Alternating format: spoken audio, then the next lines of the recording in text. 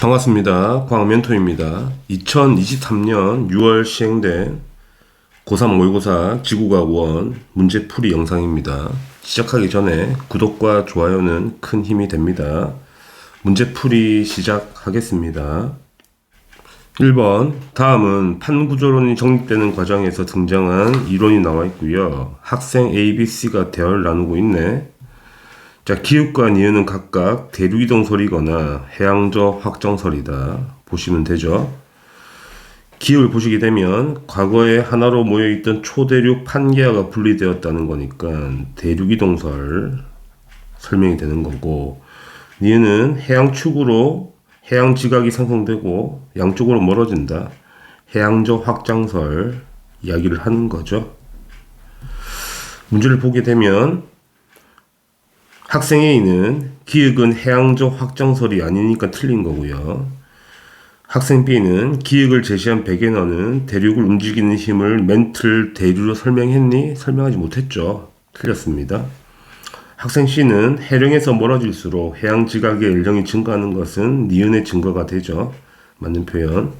학생 C만 답이 되죠. 답은 2번 체크하시면 됩니다. 2번 그림 가와 나 다는 타원은 하거나 그 다음에 나선은 하거나 불규칙은 하거나. 자, 그림 보고 매칭하자는 거지. 가가 타원은하 모양이고요. 타원. 그 다음에 다가 나선 모양이잖아. 나선은하. 나는 불규칙이죠. 모양이 이상하잖아. 불규칙 은하가 되는 거야. 자, 보기를 보게 되면 가는 타원은하가 맞고요. 니은 은하를 구성하는 별의 평균 나이는 가가 나보다 적다. 자, 타원 은하가 나이가 좀 많죠. 늙은 별로 구성된 은하가 되는 거라서 불규칙 은하가 젊은 별인 거니까 가가 나보다 나이가 많아야 되는 거잖아. 틀린 거고요. 가는 다로 진화한다. 진화하진 않죠. 은하끼리. 은하의 모양이 진화하진 않아. 그래서 기억만 답이 돼요. 답은 1번입니다. 3번 그림은 해수의 심층순환을 나타낸 모식도고 A와 B는 각각 표층해류거나 심층해류거나. 그림 보면 알 수 있죠. A가 표층해류고 B가 심층해류인 건 알 수 있다. 문제를 보죠. 기읍. A에 의해서 에너지가 수송되죠. 표층순환에 의해서 당연히 에너지 수송을 하는 거잖아요. 맞는 표현이고. 니은 기읍 해역에서 기읍이 여기 보이시죠. 기읍. 해수가 침강하여, 침강하는 거 그림 보이시네. 침강하여 심해층에 산소를 공급하죠. 맞는 표현이고요. 디귿. 평균 이동 속력은 A가 B보다 느리니 A가 표층순환이고 B가 심층순환인 거니까 표층이 훨씬 빠르잖아. 그래서 A가 훨씬 빨라야지. 틀렸네. 따라서 기읍과 니은만 답이 돼요. 답은 4번입니다. 4번 다음은 쇠설성 퇴적암이 형성되는 과정의 일부를 탐구한 실험인데 실험 목표가 쇠설성 퇴적암이 형성되는 과정 중에 땡땡땡을 설명해야 된다는 이야기네.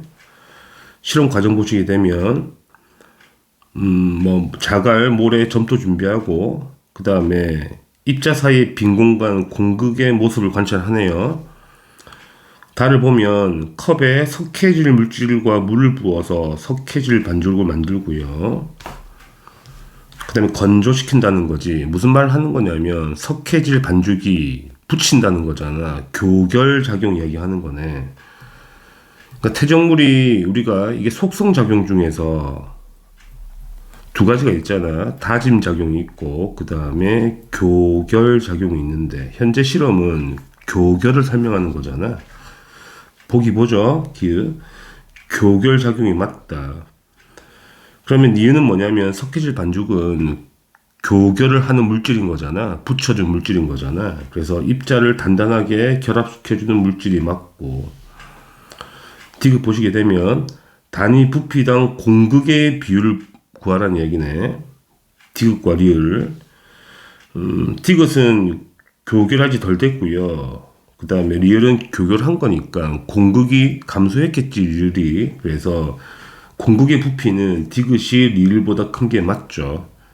그래서 기읍과 니은 디귿 다 맞네. 답은 5번 체크하시면 돼요. 5번 그림은 위도에 따른 연평균 증발량과 광수량이 나와 있지. 그럼 실선과 점선이 뭔지 찾아내라는 문제가 되죠.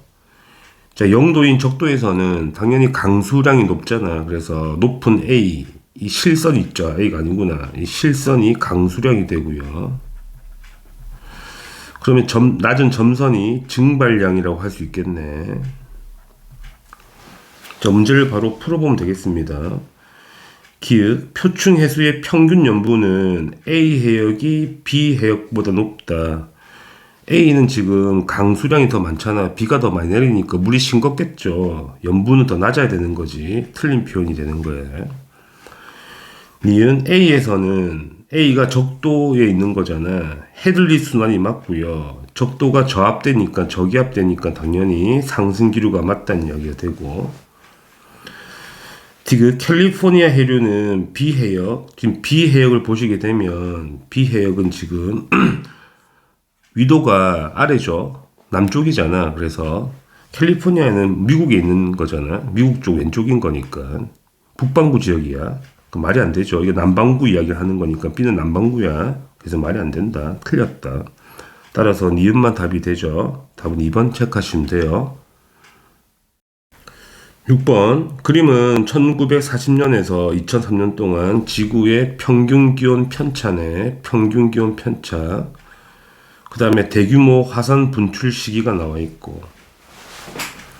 자, 문제를 바로 해석하면 될 것 같아요. 기역, 평균 기온의 평균 상승률은 A와 B를 비교하자. A는 거의 일정하죠. 기온 편차가. 근데 B는 증가하잖아. 그러니까 변화 상승률은 B가 더 커야 되는 거지. 틀린 표현이고. 니은 화산 활동은 기후 변화를 일으키는 지구 내적 요인이 맞는 표현이고요. 디귿 성층권에 도달한 다량의 화산 분출물은 지구 평균 기온을 높이지 않고 순간 낮추잖아. 화산재가 가려서 반사율이 높아지는 거니까. 그래서 틀린 표현이네. 니은만 답이 되는 거예요. 답은 2번 체크하시면 됩니다. 7번 그림은 마그마가 생성되는 지역 A, B, C가 나와 있고요. 뭐 A가 해령이죠. 해령. 해령에서 마그마가 나오는 거고요.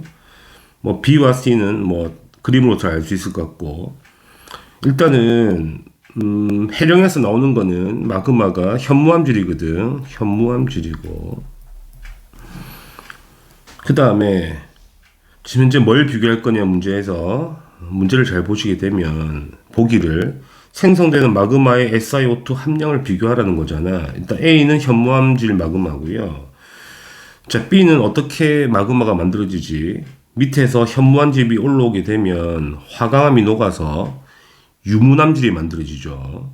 그래서 유문암질 마그마가 만들어지고 뭐 터질 때는 당연히 섞이잖아. 섞여서 안산암질이 되겠죠. 안산암질. 안산암질 마그마가 터지겠다. 이런 이야기가 되지.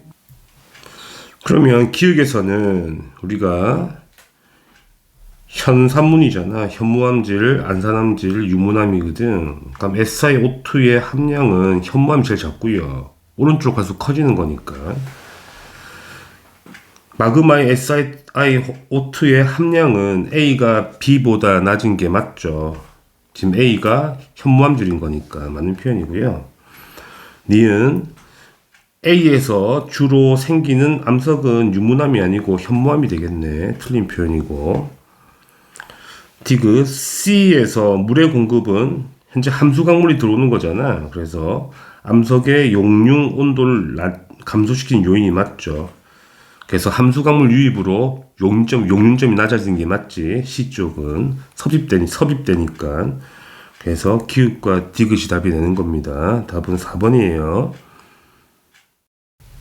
8번 그림은 어느 해역에서 A 시기와 B 시기에 각각 측정한 200m에서의 해수의 특성을 수온 염분도에 나타낸 것이네. 자, 바로 해석하면 될 것 같아요. 그림 보고.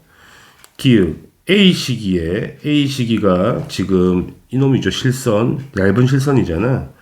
깊이가 증가할수록 해수의 밀도는 증가한다. 자, 깊이가 점점 1로 증가하잖아. 그럼 밀도가 점점 증가하죠. 이게 밀도선이거든. 등밀도선. 당연히 밑으로 갈수록 증가하는 게 맞죠. 밀도가. 그래서 맞는 표현이야. 그 다음에 니은 수온만을 고려할 때 표층에서 산소 기체 용해도를 비교하라는 거잖아. 당연히 기체 용해도는 온도에 반비례하죠. 온도가 낮아야지 용해도가 증가하는 거잖아. 그래서 온도가 작은 놈이 용해도 큰 거니까 표층의 온도를 보면 되겠네. A의 온도가 25도쯤 되고 여기 A 포인트 표층. 그러니까 B는 현재 15도 근방이잖아. 15도가 아니구나. 여기구나. 15도쯤 되죠.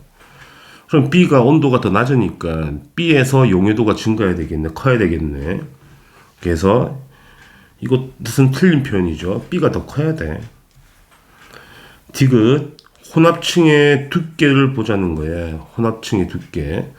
혼합층은 온도가 거의 일정해야 되죠. 혼합이 될 거니까. 그런데 A를 보게 되면 온도 계속 변하잖아.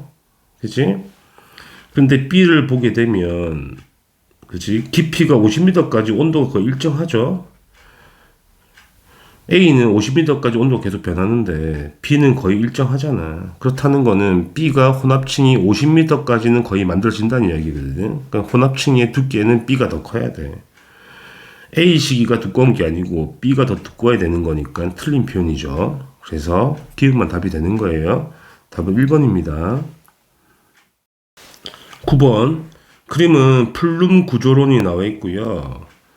A와 B는 각각 뜨거운 플룸이거나 차가운 플룸이다. 그림에 바로 나와 있죠. 지금 A는 하강하는 플룸인 거니까 A가 당연히 차가운 플룸일 거고요. B는 상승하는 플룸이니까 B가 뜨거운 플룸인 거야. 자, 문제를 바로 풀어보겠습니다. A는 뜨거운 플룸이 아니죠. 차가운 플룸이고요. B에 의해서 뜨거운 플룸에 의해서 열점이 생기는 거잖아. 여러 개의 화산이 생길 수 있죠. 여기 터지고 여기 터지면 생기는 거니까. B는 내핵과 외핵의 경계에 생기는 거야. 플룸은 멘틀과 외핵의 경계에 생기는 거잖아. 이건 틀렸죠. 그래서 니은만 답이 되는 거죠. 답은 2번입니다. 10번 그림은 어느 날 T1 시각에 지상 1기도에 온대 저기압 중심의 이동 경로가 나와 있고 표는 이날 관측소 A에서 T1, T2 시각에 기상 요소가 나와 있는 거고요. T2는 전선 통과 3시간 후라고 나와 있네. T1에서 T2로 가는 동안 둘 중에 하나가 통과했대요. 현재 T1인 거잖아. T1. 현재 T1이거든. 남서풍이 불잖아. 남서풍이. 당연히 A가 이 가운데 있다는 이야기지. 남서풍 부니까. T2는 북서로 바람이 변해야 되지. 북서가 어디니? 이쪽이 북서풍이잖아. 그러면 뭘 통과시켰다는 거야? 한랭 전선이 통과했다는 이야기죠. 한랭이 통과해야지 A가 일로 갈 거니까. 이쪽으로 넘어갈 거니까. 그러니까 한랭이 통과했다. 문제 바로 보죠. 자, T1일 때, 현재 T1은 이 가운데 있는 지점이지, A가. A의 상공에는 전선면이 나타나니 아무것도 없죠. 그림 그려볼까? A가 중간에 있는 거니까, 여기, 이쪽이 한랭이죠. 이쪽이 한랭이고요, 한랭. 그러니까 이쪽이 찬 공기. 이쪽 이렇게 생겼잖아. 이게 따뜻한 공기, 여기 찬 공기가 되잖아. 그럼 현재 A가 어디 있다는 거냐면 이 가운데 있다는 이야기가 되는 거니까 하늘에 아무것도 없죠. 아무것도 없습니다. 상공이 전선면은 여기하고 여기 있는 거니까 전선면이 보이진 않지. 틀린 표현이고요. 니은 T1과 T2 사이는 한랭이 통과하는 거잖아. 여기 저군형 구름이 생길 거니까 A가 저군형 구름이 관측되죠. 일로 통과할 거니까. 그래서 맞는 표현이고요. 그 다음에 T1, T2 동안 A에서 풍향은 당연히 남서풍에서 북서로 바뀌는 거니까, 그지?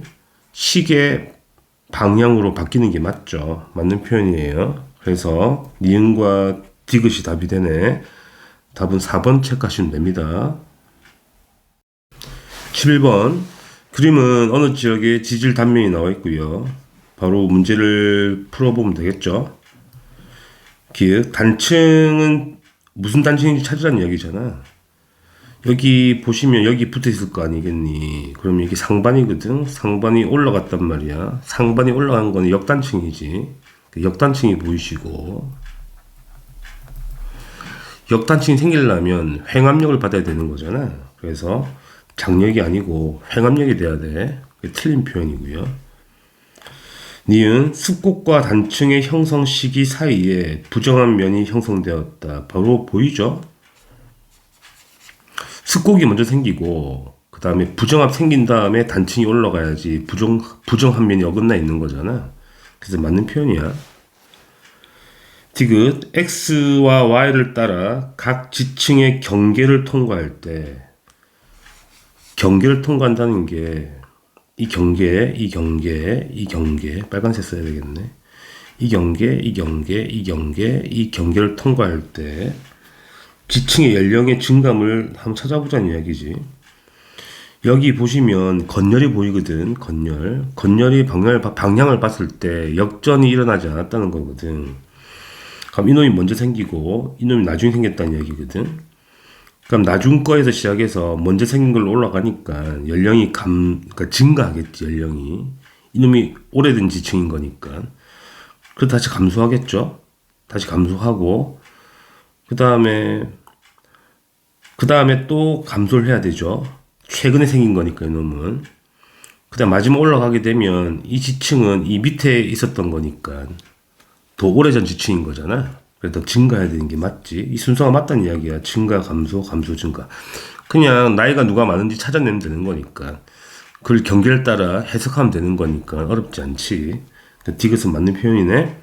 따라서 니은과 디귿이 답이 되죠. 답은 5번 체크하시면 돼요. 12번 그림은 주결성 가와 나의 내부 구조가 나와 있고요. 가와 나의 질량은 각각 태양과 비슷하거나 태양보다 5배 많거나. 자, 가의 형태가 태양과 같은 형태잖아. 그러면 가가 태양과 비슷한 놈이고요. 나는 당연히 모양을 봤을 때 태양보다 질량이 크다. 그러니까 질량이 큰 놈인 거야. 맞죠? 문제를 바로 해석해 봅시다. 질량은 가가 나보다 작은 게 맞죠. 니은 나에서 CNO하고 PP 반응이거든. 질량이 큰 놈은 CNO 반응이 우세한 반응인 거잖아. 그래서 이 반응이 우세하니까 이게 더 크고 이건 작아야 되는 거니까 1보다 작은 게 맞죠. 맞는 표현이고. 디귿 주결 단계가 끝난 직후부터 핵에서 헬륨이 연소가 일어나기 직전까지 절대 등급의 변화폭을 우리가 비교하라는 얘기잖아. 그럼 주결성이 끝나서 거성 단계로 가는 과정에서 절대 등급의 변화폭을 비교하라는 건데, HR도를 그리게 되면 여기가 광도 L, 그 다음에 온도 이 그래프죠. 자, 주결성이 이렇게 형성되어 있고요. 태양이 이쯤 있죠. 이쯤 위치 대충 찍으면 됩니다. 자, 태양은 거성 단계로 갈 때 이렇게 올라간 형태를 이제 딱 가지게 되고, 태양보다 질량이 큰 놈들은 이쯤 있다 가정하게 되면 거의 수평으로 가게 되죠. 따라서 절대 등급의 변화폭을 묻는 거니까 태양과 질량이 비슷한 것들이 변화폭이 좀 크죠. 질량이 큰 거보다. 그래서 HR도를 해석하는 문제라서 그래서 가가 나보다 작은 게 아니고 커야 된다는 이야기야. 그게 틀린 표현인 거지. 따라서 기읍과 니은이 답이 돼요. 답은 3번 체크하시면 됩니다. 13번 그림은 태풍의 영향을 받은 우리나라 어느 관측소에서 24시간 동안 관측한 표층 수온과 기상 요소가 나와 있죠. 일단은 그래프는 수온과 기압의 분포가 나와 있네. 기압이 제일 작은 T2 포인트에서 아마 태풍의 중심이 있지 않겠냐 싶은 거지. 자, 문제를 바로 해석해 봅시다. 이 기간 동안 관측소는 태풍의 위험 반원에 위치한다. 어떻게 판단할 거냐면 여기 풍향을 봐야 되겠네. 풍향. 자, 풍향이 돌아가는 방향이 시계 방향으로 돌아가잖아. 시계 방향. 자, 우리가 태풍의 왼쪽과 오른쪽 보시게 되면 오른쪽이 위험 반원이고 왼쪽이 안전 반원이죠. 자, 위험 반원에서는 풍향이 시계 방향으로 돌아가죠. 당연히 바람이 반시계로 불어 들어올 테니까 이렇게 올라가게 되면 여기서 이렇게 변하는 거잖아. 시계 방향으로 변하는 게 맞다. 위험 반원이 있을 때 이야기하는 거야. 맞는 표현이야. 그죠? 그 다음에 니은 관측소와 태풍 중심 사이 거리는 T2가 T4보다 가깝죠. T2가 기압이 제일 낮으니까 이게 중심과 거의 근접하다는 이야기잖아. 그래서 이것도 맞는 표현이네. 디귿 볼까? T2에서 T4 동안 T2에서 T4잖아. 여기를 말하는 거네. 수온이 내려가죠. 자, 수온의 변화는 태풍에 의한 해수의 침강 때문에 발생하는데 이건 말이 안 되죠. 침강이 아니고 용승이거나 아니면 바람 때문에 혼합했겠지. 반시계로 바람이 불어 들어가니까 저기압이라서 당연히 해류는 오른쪽으로 빠지죠. 이런 식으로. 그래서 가운데서 용승이 일어나겠네. 용승 때문에 수온이 내려가기도 하고 아니면 태풍이 바람 맑으니까 바람 때문에 물이 섞이기도 하고 침강은 아니란 이야기네. 그래서 틀린 표현이다. 그래서 기응과 니은만 답이 되죠. 답은 3번입니다. 14번 그림은 어느 별의 시간에 따른 생명 가능 지대의 범위가 나와 있고 이 별은 현재 주계열성이래요. 현재 주계열성이라고. 자, 그림을 해석하자면 생명 가능 지대의 거리가 가까워지고 그 다음에 폭이 좁아지죠. 그렇다는 것은 광도가 작아지고 있다. 이거 해석할 수가 있고. 그럼 이제 문제를 해석합시다. 기역. 이 별의 광도는 기역 시기가 현재보다 작으면 안 되죠. 커야 되죠. 왜냐면 기역 시기에 훨씬 생명 가능 지대의 거리가 멀고 폭이 넓으니까. 니은 현재 중심별에서 생명 가능 지대까지의 거리는 이 별이 태양보다 가깝다. 맞죠? 거리가 1짜리가 태양인 거잖아. 1보다 더 가깝잖아. 맞는 표현이야. 그림만 보시면 되겠네. 현재 표면에서 단위 면적당 단위 시간에 방출하는 에너지 양을 비교하라는 이야기네. 자, 에너지는 어디에 비례한다? 표면 온도 4제곱에 비례하게 되죠. 자, HR도 그래프를 그리게 되면 광도, 온도 쓰게 되고 여기가 주결성이거든. 그럼 그림에서 태양이 이쯤에 있으면 태양보다 광도가 더 작잖아. 광도가 더 작은 별이기 때문에 이쯤에 있다는 이야기가 되지. 그러면 태양보다 뭐가 더 작다? 표면 온도가 더 작다는 이야기야. 온도가 더 작다는 이야기가 되지. 온도가 작으니까 당연히 에너지도 작겠죠. 그래서 맞는 표현이죠. 그래서 맞는 표현이니까 니은과 디귿이 답이 돼요. 답은 4번 체크하시면 됩니다. 15번 그림 칸은 은하에 의한 중력 렌즈 현상이 그림으로 나와 있고요. 나는 T 시기 이후 우주의 구성 요소의 밀도 변화. 자, A, B, C는 각각 보통 물질이거나 암흑 물질이거나 암흑 에너지다. 찾아봅시다. 현재 기준으로 제일 많은 거는 암흑 에너지잖아. 그래서 B가 바로 암흑 에너지가 되고 두 번째로 많은 게 암흑 물질이죠. 암흑 물질이 되고요. 제일 적은 게 보통 물질이죠. 보통 물질. 이거 찾는 문제가 되고요. 자, 암흑 에너지는 밀도가 일정하다는 거는 부피가 증가하거든. 저기 우주의 부피가 팽창하니까. 암흑 에너지도 같이 증가하니까 밀도가 일정하다는 이야기가 되지. 다 찾았고, 그러니까 문제를 보자고요. 기역, 가를 이용하여, 가가 중력 렌즈거든. A가 존재함을 알 수 있다. 자, 중력 렌즈 현상으로 암흑 물질이 존재함을 알 수가 있죠. 이건 맞는 표현이고요. 그 다음에 B에서 B가 지금 암흑 에너지거든. 가장 많은 양을 차지하는 거는 양성자다. 틀렸죠. 양성자는 보통 물질인 거잖아. 디귿 T 시기부터 현재까지 우주의 팽창 속도는 계속 증가했니? 자, T 시기를 보게 되면 암흑 물질이 훨씬 더 밀도가 높죠. 더 많죠. 암흑 물질은 인력이 작용하는 거잖아. 그래서 현재 초기에는 감속 팽창을 하다가 나중에 가속 팽창하는 거니까 팽창 속도가 계속 증가한 건 아니란 이야기지. 감소하다가 증가한 거잖아. 그래서 틀린 표현이야. 그래서 기억만 답이 돼요. 답은 1번입니다. 16번. 그림은 별 기읍과 니은의 물리량이 좌표로 나와 있죠. 자, 옳은 걸 바로 해석합시다. 기읍 보시게 되면, 자, 복사 에너지를 최대로 방출하는 파장을 비교하래. 자, 파장은 표면 온도에 반비례하죠. 온도에 반비례하죠. 최대 파장. 이게 되죠. 그러니까 온도만 비교하면 되는 거잖아. 기읍과 니은의. 자, 기읍의 온도가 4000켈빈이고 니은의 온도가 2만 켈빈이잖아. 그래서 기읍이 5분의 1배만큼 온도가 작으니까, 그지? 파장은 5배 커야 되네. 온도와 파장은 반비례야. 그래서 기읍이 니은의 5분의 1배가 아니고 5배가 돼야 되죠. 산수 문제가 되죠.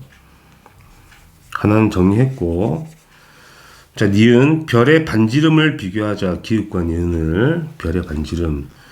우리가 광도라는 거는 반지름의 제곱에 비례하고 그 다음에 표면온도 4제곱이라는 거잖아.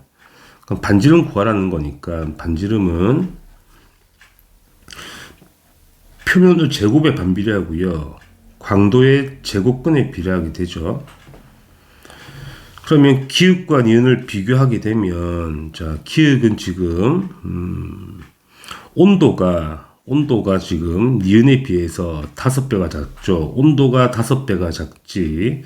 온도가 5분의 1배니까 제곱이니까 온도는 25분의 1배가 되는 거고요. 자, 광도를 보자고. 자, 절대 등급을 보시면 되겠네요. 절대 등급을. 현재 니은의 절대 등급이 플러스 11이고 11등급이고 기읍의 절대 등급이 보시면 1등급이죠. 그러니까 절대 등급이 10등급 차이 나니까 밝기는 10,000배 더 밝다는 이야기잖아. 그래서 누가 더 밝다고? 기읍이 10,000배 더 밝다고. 그러니까 광도가 10,000배가 더 밝으니까 제곱근이니까 100배가 되겠죠. 따라서 뭐 계산하면 얼마가 되겠다? 2500배가 되겠네. 그래서 이건 맞는 표현이야. 이것도 뭐 공식에 넣어 산수를 풀면 되는 거죠. 자, 그 다음에 마지막 디귿 지문 보게 되면 니은의 겉보기 등급 빼기 기읍의 겉보기 등급은 6보다 크다. 이걸 비교하자는 이야기잖아. 자, 기읍을 보게 되면 기읍은 지금 거리가 10파섹이 있죠. 10파섹의 절대 등급이 1등급이라는 거는 당연히 거리가 10파섹 기준점이잖아. 겉보기도 몇 등급이라는 거야? 겉보기도 1등급이라는 이야기야. 겉보기는 1등급이야. 자, 니은을 보자고요. 니은을 보게 되면 현재 거리가 2.5파섹이죠. 절대 등급이 11등급이거든. 그지? 그러면 겉보기는 얼마가 되는 거냐면, 자, 우리가 절대 등급이 10파섹 기준인 거니까 현재 거리가 2.5파섹이잖아. 그래서 거리가 4분의 1배, 그지? 가까워진 거지. 그러니까 10파섹보다 4분의 1배 되는 거니까 거리가, 그럼 결국 밝기는 어떻게 돼? 제곱에 반비례하잖아. 그래서 밝기는 4배 더 밝았다는 얘기네. 다시 말하면 2.5파섹 있을 때 거리가 10파섹 있는 것보다, 그지? 16배 밝아졌다는 이야기지. 그래서 16배 더 밝다는 이야기지. 거리가 4분의 1이 거리의 제곱에 반비례하는 거야, 밝기는. 그래서 16배가 더 밝다. 그럼 절대 등급보다 16배 더 밝으려면 16배가, 우리가 2.5배가 한 등급이잖아. 16배 정도 되면 3등급 정도 차이가 나거든. 2.5에 세제곱하면 16 비슷하게 나오니까 대략적으로 그렇다는 이야기야. 그러면 겉보기는 얼마가 떠야 돼? 11에서 3을 더 내려야 되는 거니까 약 8등급 정도가 되겠다. 겉보기가 정확하게는 8등급이 아닌데 비슷하게 나온다는 이야기야. 그래서 니은의 겉보기는 대략적으로 8등급 좀 되지 않겠냐는 거지. 그래서 8 빼기를 하니까 7쯤 나오잖아. 그래서 6등급보다 큰 건 맞다는 이야기야. 그래서 이것도 맞는 표현이야. 그래서 니은과 디귿이 답이 되죠. 답은 5번 체크하시면 됩니다. 17번 그림은 엘니뇨 또는 라니냐 중 하나라고 나와 있고요. 태평양 적도 부근에서 기상위성으로 관측한 적외선 방출 복사 에너지 편차가 되죠. 적외선 방출 에너지 복사 편차, 에너지의 편차가 되고요. 관측값 빼기 평년값이고. 자, 무슨 말이냐고 하면, 자, 우리가 해수의 온도가 높아서 구름이 많이 생기면, 그지? 적외선 복사 에너지가 내려가죠. 구름 때문에. 그래서 온도가 내려가는 거는 구름이 생겼다는 이야기가 되는 거지. 따라서 저기압 쪽이 되면, 그러니까 구름이 생기게 온도가 수온이 높아져서 온도가 올라가게 되면 복사 에너지는 내려간다는 이야기야. 음수가 나와야 된다는 이야기지. 자, 이제 우리가 경도를 보게 되면 우리나라가 동경 한 127쯤 되잖아. 그지? 우리나라가 이쯤 된다는 이야기네. 그럼 이쪽은 서태평양이라는 이야기고요. 이 오른쪽, 이쪽이 동태평양이라는 이야기가 되지. 이쪽이 서가 되고요. 그럼 동태평양에 적외선 복사 에너지 편차가 음수가 떴다는 거거든. 음수가. 자, 음수가 떴다는 것은 무슨 말이지? 여기 수온이 상승했다는 이야기가 되죠. 그럼 동태평양의 수온이 상승한 게 뭐니? 바로 엘니뇨잖아, 엘니뇨. 그래서 엘니뇨를 찾는 문제가 되는 거야. 현재 이 그림은 엘니뇨 현상이 발생하고 있다는 이야기가 되는 거지. 그럼 문제 풀자고. 기억, 서태평양의 적도 부근 해역의 강수량은 평년보다 적다. 맞죠? 엘니뇨니까 서태평양은 당연히 가뭄이 생기는 거잖아. 그래서 강수량은 적은 게 맞고요. 니은 동태평양 적도 부근 해역은 용승은 평년보다 강하지 못하죠. 엘니뇨니까 수온이 상승하잖아. 그러니까 무역풍이 약화된 거니까 용승을 잘 못하는 게 맞지. 그게 틀린 표현이야. 용승을 못한다는 이야기야. 디귿 적도 부근의 동태평양 기압 빼기 서태평양 기압. 자, 동태평양은 당연히 저기압이니까 이놈은 기압이 내려가게 되고 서태평양은 증가하게 될 거니까 차이가 적어지는 게 맞죠. 적어지는 게 맞다. 따라서 기읍과 디귿이 답이 돼요. 엘니뇨가 뭔지 알면 문제 푸는 거니까. 그래서 3번 체크하시면 됩니다. 18번 그림 가는 어느 외계 행성에서 중심별과 행성이 공통 질량 중심에 대해서 공전하는 원궤도를 나타낸 것이고요. 나는 이 중심별의 시선 속도를 일정한 시간 간격에 따라 나타낸 것이네. 그 다음에 T1일 때 중심별의 위치가 기읍과 니은 중 하나랍니다. 그럼 T1일 때는 언제겠니? 기읍과 니은 중에서 어차피 공전 방향이 행성 이 방향이잖아. 그럼 중심별도 같은 방향 공전하겠죠. 그럼 T1일 때가 시선 속도가 제일 가까울 때 가까워지는 게 맥시멈인 거잖아. 그럼 T1일 때가 기울기 되겠죠. 그죠?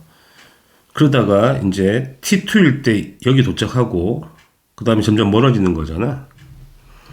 충분히 이거는 풀 수가 있죠. 문제를 한번 볼까? 기역 T1일 때 중심별의 위치는 기역이 맞고요. 자, 중심별의 겉보기 등급 볼까요? T2일 때는 여기 있을 때네. 여기가 T2 있을 때고요. 여기 지점이 T3가 되겠지. 그 다음에 T4는 뒤에 있을 때가 T4가 되는 거야. 자, 그러면 T2일 때는 중심별이 여기가 있고 그죠? 행성은 뒤에 있겠지. 일단 중심별이 가깝기도 하고 행성이 뒤에 있으니까 식 현상이 생기지 않지. 그러면 가까이 있으니까 식도 없으니까 가까이 T2일 때 더 밝겠지. 그러니까 T2일 때가 겉보기에 더 작겠지. 더 밝은 별인 거니까. 근데 T4로 가게 되면 행성은 앞에 있으니까 식이 생겨서 가리기도 하고 또 별이 멀리 있기도 하고 더 어두워지겠네. 그러니까 겉보기가 크겠지. 따라서 T2가 T4보다 작은 게 맞아. 맞는 표현이죠. 디귿 볼까? T1에서 T2. 그럼 T1에서 T2는 여기서 일로 온다는 이야기죠. 가까워오는 경우지, 지금. 자, 가까이 다가오니까 전부 다, 현재 다 청색 편의를 하겠지. 청색 편의. 근데 뭘 묻는 거냐면, 중심별의 스펙트럼에서 흡수선의 파장이 점차 길어진다. 파장의 변화를 묻는 거거든. 그럼 그러니까 청색 편의는 맞기 때문에 파장은 긴 게 맞아. 그지? 파장이 짧아야 되겠죠. 진동석 크니까. 파장이 짧은 게 맞는데, 문제는 뭐냐면, 이 변화를 묻는 거잖아. 그럼 기역일 때 맥시멈이고, 청색 편의가. 그 다음에 T2일 때가 청색 편의가 이제 적색 편의로 바뀌는 구간이거든. 멀어지는 구간이니까. 이 점 기준으로 바뀔 거란 말이야. 그러면 청색 편의가 점점 줄어드는 거잖아. 그죠? 그러니까 파장은 어떻게 돼야 돼? 기역에서 파장이 제일 짧다가 점점 움직이면서 파장이 점점 길어지는 게 맞지. 그러니까 변화를 묻는 거니까. 이게 맞는 표현이지. 그러니까 청색 편의 구간은 맞는데 그 파장의 변화를 묻는 거니까 점점 길어지는 게 맞다. 이게 좀 헷갈리죠? 그래서 기역과 니은, 디귿이 다 맞는 표현이에요. 답은 5번입니다. 19번 그림은 방사선 동위원소 X의 붕괴 곡선의 일부가 나와 있고 화성암이 포함된 X의 자원소 Y는 모두 X가 생겼다고 나와 있네. 일단은 남아있는 X의 양이 Y축이고 오른쪽은 X축은 시간이죠. 절대 연령이 되는 거죠.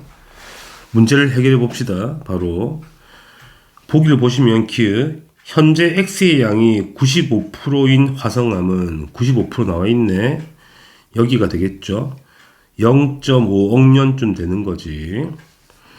속시 식물이 존재했던 시기에 생겼다. 맞죠? 속시 식물은 신생대 번성했고 생긴 거는 중생대 말이잖아. 그럼 신생대 기준이 0.6쯤 되니까 0.5면 당연히 속시 식물이 존재한 시기에 생긴 게 맞지. 맞는 표현이다. 그지? 신생대에 생긴 거니까 맞는 표현이고요. 그 다음에 X의 반감기가 6억 년보다 길다를 판단해 보라는 이야기지. 어떻게 매칭할 거냐면 여기 75% 보이시죠? 이 값이 얼마니? 3으로 떴잖아. 3억 년. 우리가 반감기라는 게 어떻게 계산되는 거냐면 남아있는 무원소 그지? 원래 무원소의 비율이 그 양에다가 2분의 1에다가 횟수를 곱하면 되죠. 반감 횟수를 곱하면 되는 거잖아. 남아있는 무원소 n이 그렇게 되는 거야. 이게 이제 2분의 1을 미추로 가지는 지수함수니까 그래프가 이렇게 되겠죠. 그러니까 지금 그래프가 어떤 모양이라는 이야기야? 이런 모양이라는 이야기야. 곡선이라는 이야기가 되지. 직선처럼 보이지만 곡선 모양이라는 이야기야.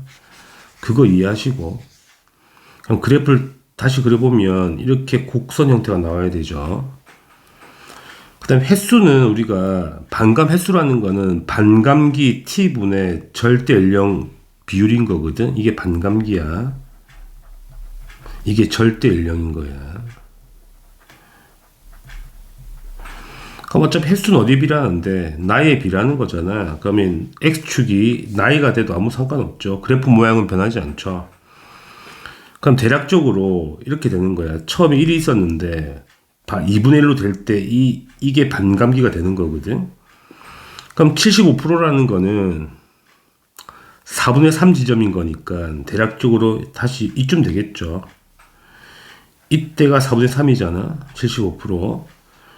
이때가 3억 년이라면 당연히 반감기는 훨씬 간격이 크죠. 6보다 당연히 커야 되는 거지, 위치가. 대략적으로 예측하는 거기 때문에.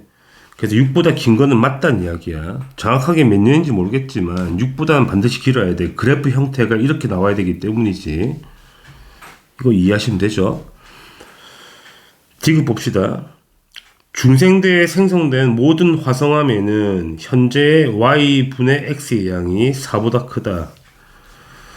자, y분의 x의 양이라는 걸 4를 맞춰보면 y가 1이고 x가 4라는 거니까 x와 y가 4대 1로 있다는 이야기지.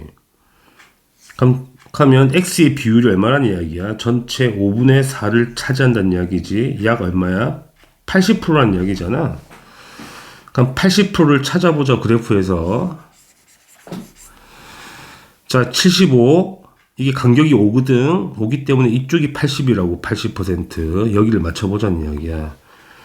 그럼 대략적으로 그림을 그리게 되면 2억 년쯤 나오겠죠. 그러면 4보다 크다는 거는 이 왼쪽이란 이야기죠. 2억 년 위쪽. 그러니까 2억 년 왼쪽이란 이야기야. 그치? 근데 문제에서 뭐냐면 모든 화성암은 현재 4보다 크다고 했으니까 중생대 생긴 거. 자, 중생대의 기준이 2.5억 년이잖아. 여기부터 중생대거든. 그러면 여기 이 텀 우리가 설명할 수 없다는 거지. 모든 거에 만족 못 한다는 이야기지. 2억 년 안쪽만 되는 거니까 지금 문제에서 4보다 크다는 거는 2억 년 안쪽만 해당되는 거니까 이 사이 텀은 설명할 수 없는 거잖아. 그래서 틀린 표현인 거야. 4보다 크다는 게 틀렸다는 이야기야. 그래서 기읍과 니은이 답이 되는 거죠. 답은 3번 체크하시면 됩니다. 20번. 그림은 허블 법칙을 만족하는 외부 은하의 거리와 후퇴 속도의 관계가 나와 있고, 자, 표는 이 은하들의 흡수선 관측 결과를 나타낸 것이네요. 그 다음에 조건 한 개 더 있네. B의 흡수선 관측 파장은 허블 법칙으로 예상되는 값보다 8나노미터가 더 길다고 나와 있죠. B는 허블의 법칙을 벗어나네. 일단은 위치가 우리가 계산되는 값하고 좀 벗어난 값이 나와 있네. 자, 상수를 구하는 작업을 해야 되고요. 그러니까 이 C 포인트를 보게 되면 거리가 나와 있거든. 속도를 알아야지 상수를 구하죠. 이 기울기가 상수인 거잖아. 그럼 C는 기준 파장 나와 있고 관측 파장 나와 있죠. 속도 어떻게 구합니까? 속도는 기준 파장에다가 파장의 변화 곱하기 빛의 속도가 되는 거잖아. 계산합시다. 그러니까 기준 파장 600이고 파장의 변화가 델타 람다가 42가 되고 곱하기 빛의 속도가 3 곱하기 10의 5승이잖아. 약분하면 2가 되고 공 2개 날리면 10의 3승이 되겠죠. 그러면 21,000이 나오겠네. 따라서 C의 후퇴 속도가 얼마란 이야기야, 이놈이. 21,000이 나온다는 이야기야.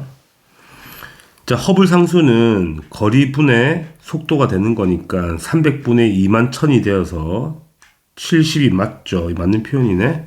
그래서 맞다. 그 다음에 이제 기역을 보자고요. 자, A를 구해야 되겠네. 기준 파장 나와 있고 관측 파장 나와 있다. 그러면 똑같이 계산해 보자고. 허블 상수를 알고 있고 다 알고 있으니까. 자, A의 후퇴 속도는 65,500이잖아. 그럼 6,500이 떠야 된다는 이야기죠. 자, 기준 파장 400이고 우리가 구하는 건 델타 람다를 구해보자는 거야. 여기 빛의 속도 3 곱하기 10의 5승을 해보자는 이야기야. 약분해서 공 2개 날리면 10의 3승이고 여기 공 2개 날리면 10이 되겠네. 그러면 델타 람다는 어떻게 돼? 30분의 4 곱하기 65라고 정리가 되네. 약분하게 되면 2로 약분하면 15분의 2가 되고 곱하기 65가 되죠. 5로 약분하면 3이 되고 13이 되네. 대략적으로 3분의 26이 된다는 이야기지. 자, 3분의 26은 10, 그러니까 10보다 작은 수잖아. 10보다는 작죠. 그러니까 이 관측 파장이 410보다 작아야 되죠. 왜냐하면 델타 람다가 10보다는 작아야 되는 거니까. 그래서 이것도 맞는 표현이야. 산수 문제가 되죠. 그 다음에 디귿 A에서 B까지 거리를 구해보자는 이야기야. 자, B를 보게 되면 B는 자, 원래 허블 법칙을 맞다면 여기 있어야 되는 거잖아. 그런데 예상값보다 8나노미터 더 길대. 예상값보다 8나노미터 길다는 거는 실제 허블의 법칙을 만족한다는 거는 8이 더 짧아야 되는 거지. 여기 있으려면 8만큼 더 짧아야 된다는 이야기야.